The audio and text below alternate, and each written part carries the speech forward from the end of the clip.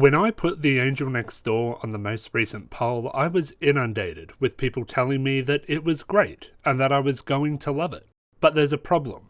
When you've seen as many romance anime as I have, especially when you've seen some of the best romance anime ever made, it changes your standards a tad. A perfectly fine romance isn't going to blow me away unless it has something special to offer. And do you know what? The Angel Next Door Spoils Me Rotten does not offer that something special, and as such, while not being bad by any means, was a rather middling watch. The first episode didn't exactly offer a great first impression. First of all, Amane is a very generic character. I wouldn't go so far as to say that he is boring. I certainly had more fun watching him than I did watching Sakuta from Bunny Girl Senpai or Hotaru from Hayuka. He occasionally comes out with this dry wit that can be entertaining, but more often than not I am rolling my eyes and wishing he would pull his head out. For instance, there's a moment after Mahiru leaves his house where he solemnly says to himself that, starting tomorrow, we're basically strangers again. And I need someone to tell me, is this supposed to be cool? Does anyone hear this line and think, oh man, what a badass? Because all I can think is, what an absolute dork. No wonder he's only got one friend. Or how about the scene where Mahiru returns his umbrella and he acts like a grumpy jagoff to get rid of her? One could argue that this is supposed to be the start of a character arc, but is it really? We already know that he usually doesn't act like this, and there's no transition away from it. He's either designed to be a jerk at arbitrary times, or the writers just contrived a bad mood to make this scene confrontational. Speaking of which, I have a few gripes over how inconsistent the writing is, but I must admit I am entertained by how the writing is inconsistent. You see, more often than not, inconsistent writing flip-flops between being good and poor. But The Angel Next Door maintains a writing standard of just fine, bar a few inexplicable moments where the quality takes a hard nosedive. For instance, the scene where Mahiru has to hide in Amane's room from his mother. The writing has been fairly grounded for the most part before this point, not straying too far from sensible situations that most people could easily find themselves in. But the fact that Mahiru falls asleep in there is one of the most contrived cop-outs I have ever seen. The second most contrived cop-out I have ever seen. It's like, we need Amane's mother to find her, but we need them to talk privately first. Oh, I know,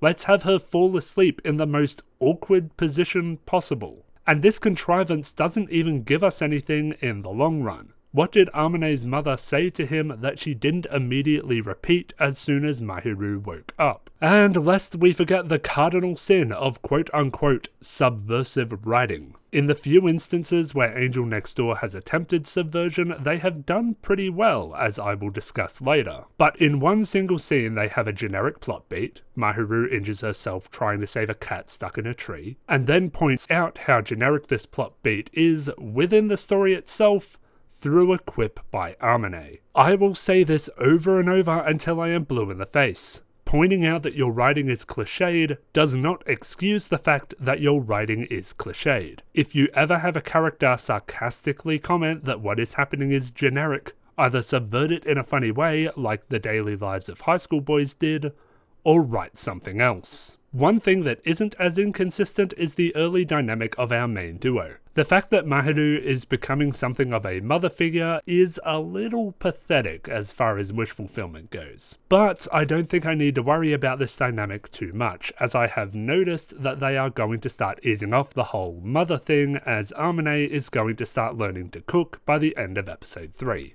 Good stuff. Final complaint.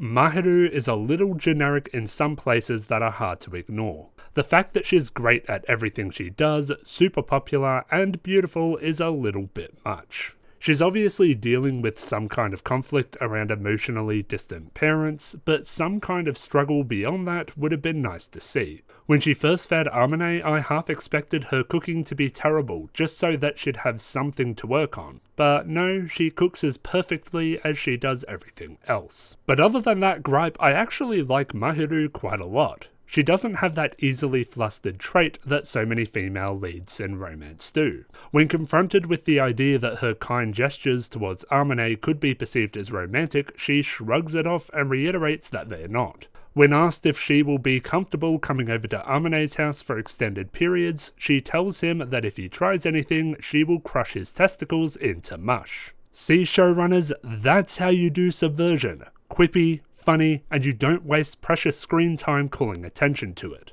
Outside the whole mummy thing, I actually do like the main duo's dynamic. The scene where Amane willingly buys oil to help Mahiru with the buying limit was genuinely quite charming. The way she is put at ease when she sees that he isn't trying to sneak a peek up her skirt is quite wholesome, and I will begrudgingly admit that Mahiru telling Amane that he isn't a stranger in the gift-giving scene did put a smile on my face. I say begrudgingly because I'm usually pretty good at telling when a story is trying to manipulate me, and I usually get annoyed at those kinds of attempts. See the Seta is not cute segment of my 2021 roundup for evidence of that. And this scene is definitely a little manipulative, but I feel like they've earned the emotions they were manipulating me into feeling. It's clear that Mahiru has lived a childhood starved of affection, and that she is just getting her first taste for it in scenes like this.